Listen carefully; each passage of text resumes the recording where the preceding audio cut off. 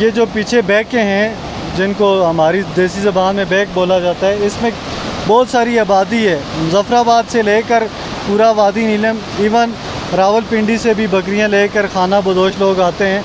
अभी हमारा रात को एक हमारे रिश्तेदार हैं, उनसे बात हुई है। वो कह रहे हैं कि भाई पुल का कोई राब्ता नहीं है, घर में खाने पीने की अशिया ख़त्म हो चुकी हैं।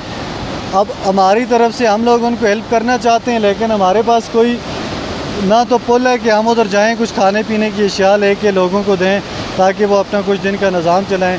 पुल भी बिल्कुल कोई भी नहीं बचा हुआ। यहाँ से पीछे 30 किलोमीटर तक के डिस्टेंस में कोई पुल नहीं है और लोग बिल्कुल परेशान है, हाल बैठे हुए हैं। उनके पास खाने पीने की अशिया नहीं है। किसी का बच्चा बीमार है, उसको हॉस्पिटल ले जाने के लिए उनके पास कोई सहूलत मौजूद नहीं है।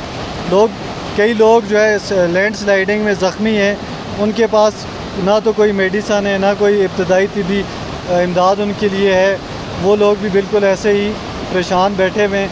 हम लोगों के पास अगर एक पुल ही होता या हुकूमत की कोई रेस्क्यू टीम आती है उन लोगों को हेल्प आउट करने के लिए, ऐसा तो बिल्कुल भी नहीं है कि हुकूमत की तरफ से कोई सपोर्ट हो लोगों को।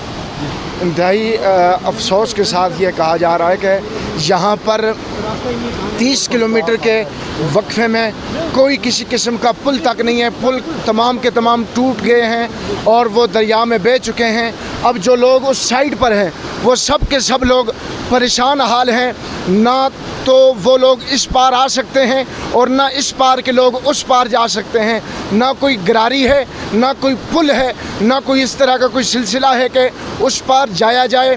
और उस पार रहने वाले जो लोग हैं उनके पास ज़ाहिर है वो खाने पीने का सामान उनके पास, जिनके पास नहीं है वो कहाँ से लाएं, वो राशन कहाँ से लाएं। किसी के पास आटा नहीं, किसी के पास घी नहीं। वो खाने पीने का जो साजो सामान है, बाज़ लोगों के पास तो वो साजो सामान भी ख़त्म हो चुका है। अब वो खाएंगे क्या, पिएंगे क्या। लेकिन अफसोस की बात एक ये है कि जब इलेक्शन का टाइम आता है तो यहाँ पर गाड़ियाँ आती हैं और ऊपर तक लोग जाते हैं।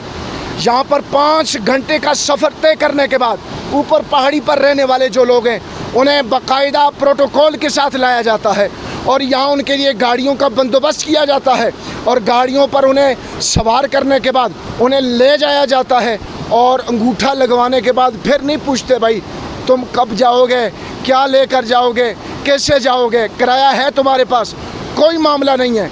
बस वोट लेना है, वोट लेना है, वोट लेना है। बाबा क़ायद-ए-आज़म का एक मुझे वो जुमला याद आता है, काम काम और काम। मैं यहाँ पर इस जुमले को फिट करना चाहूँगा, वोट वोट और वोट।